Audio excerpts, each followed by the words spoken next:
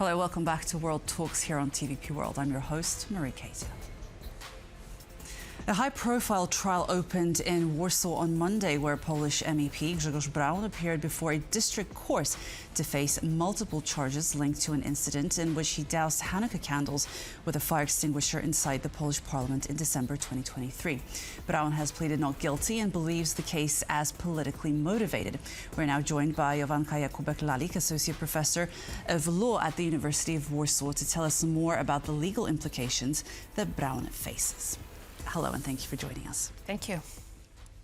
So let's begin with the basics. What exactly is this trial about, and what are the allegations that Grzegorz Braun faces? Because there is more to this than just putting out those candles on the menorah 2 years ago in the Polish parliament. Yes, indeed. Grzegorz Braun, he's a performer in Polish politics. He's an extremely far-right politician who uses his popularity, his performing skills to gain attention.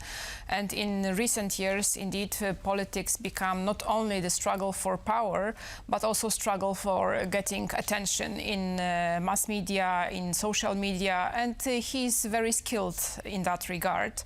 He uses very ultra-far-right rhetoric in his speeches. However, he's also known for a very sophisticated way of expressing himself, and it gathers a lot of attention. He's also a politician who positions himself as a anti-elitist, anti-establishment, and the group of people who are frustrated, who believe in this kind of populist rhetoric, and also by his skills of gaining attention, tend to support him. And this is how he actually manages his public persona. Can you tell us about the charges that this MEP faces? What is he being charged for? Because as I understand, they're complex and they are controversial. Indeed, he is accused of violating several laws. First of all, the prosecution claims that he violates the religious freedom of expression, and also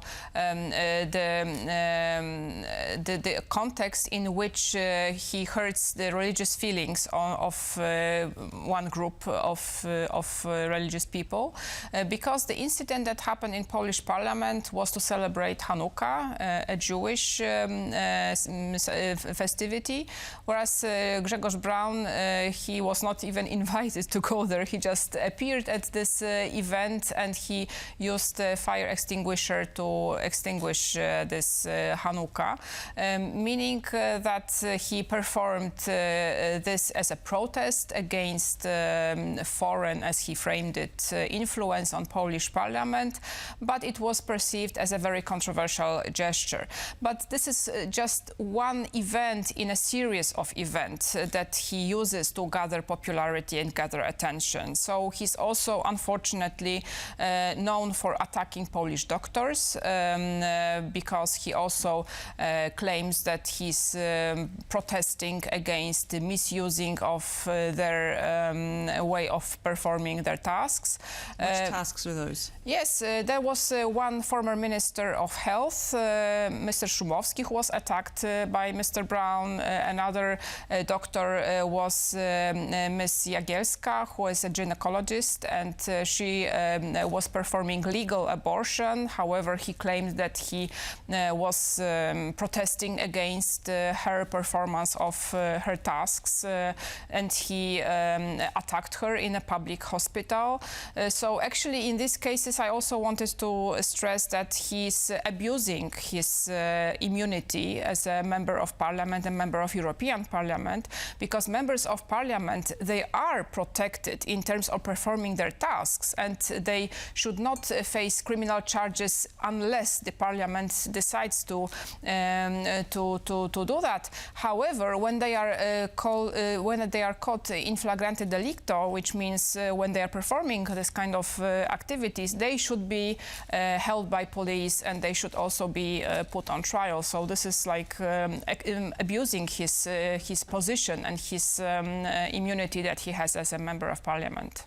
Something else that has caught the media's attention is that Braun argues that he's being prosecuted for political reasons and claims that he's being accused by professional Jews. How do we interpret this kind of narrative, and when can it be established that a certain line has been crossed in terms of freedom of speech? Well, one narrative is very anti-Semitic. It's very, let's say, it's also violating freedom of speech, because freedom of speech is not unlimited.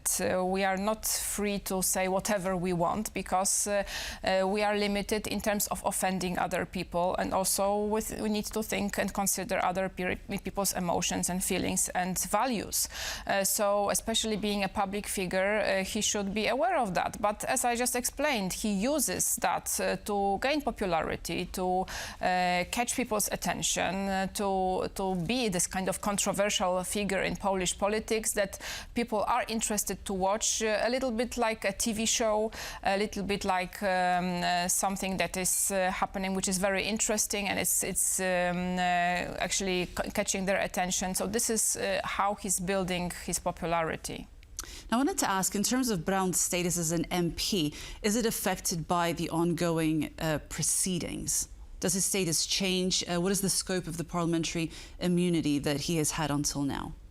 Well, the scope of the parliamentary immunity is the same for all the members of parliament, because it is designed as a tool and is an illegal instrument to protect them, especially in situations where, for example, they would not be able to perform their parliamentary political duties. So this is this kind of tool. However, when members of parliament are breaking the law, they should be responsible for their actions in the same way as all the other citizens. So the immunity is only to protect their possibility to perform their parliamentary duties. But as soon as the immunity is revoked, then the member of parliament is in exactly the same position as every other member of the public, every other citizen, and they should be held responsible for what they have done.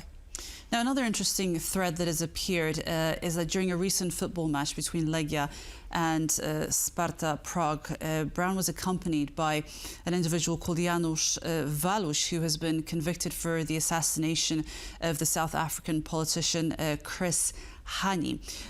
In your opinion, from your legal perspective, what kind of impact does this association have on Braun in terms of his actions, the potential banning of his party as a politician?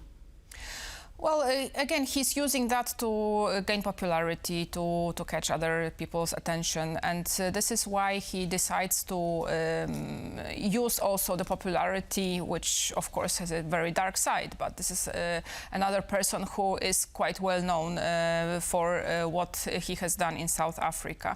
So the problem with Grzegorz Braun is that he is a politician who is using this kind of very strong statements to gain this kind of populist narrative, but also people who are frustrated with the politics of other more mainstream parties are looking for some other figures that could be more attractive for them as voters, as an electorate, and this is how Grzegorz Braun is actually performing, and this is how also he's gaining popularity.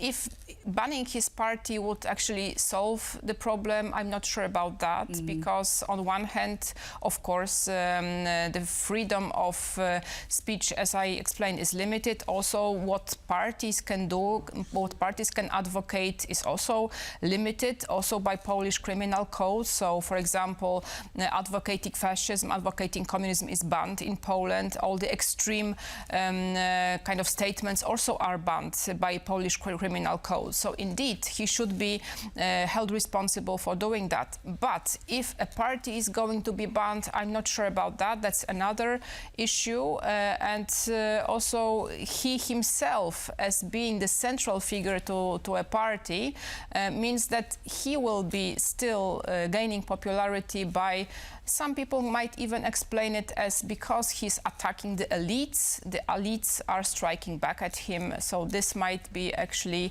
put in a different light. But he actually has about approximately 8% the polls show that his support is at about 8%. And Interior Minister Kierwiński actually announced that Braun's party, the Confederation of the Polish Crown, might actually be dissolved. So how would you align those two bits of information? What kind of legal conditions would be required to actually dissolve the political party here in Poland, keeping in mind that 8% is quite a significant amount of support for someone like Braun? Okay, so the party can be dissolved when they are advocating this kind of ideologies which are banned by Polish criminal code. For example, fascism, communism, other extreme ideologies. However, even if the party is banned, the politicians still remain, yes? And also the voters who are looking for this kind of anti-elitist, anti-establishment figures will probably be looking for similar figures on Polish political arena. So I'm not sure to what extent this banning of the political party would solve the issue. I think that what is much more important in that regard is to try to explain why what Grzegorz Braun is doing is very, very wrong, and also it's attacking democratic values. Also, abusing freedom of speech is not something that we should support in democracy. So everything has its limits. Also, freedoms and liberties have their limits, and we should be aware of that. And just very briefly, there are some suggestions that Braun and his party are being funded by Russian money. Do you have any details on that? Well, if there are evidence for that, surely Polish prosecution should gather this kind of evidence, and they should take the case to a court. I don't have that information, but of course, any kind of foreign funding for political parties is not allowed in Poland, so it should be thoroughly investigated. Okay. Jowanka Jakubek-Lalik, Associate Professor of Law at the University of Warsaw, thank you so much for being with us. Thank you. And that's a wrap for World Talks. Thanks so much for being with us, and stay tuned for much more on TVP World. Goodbye.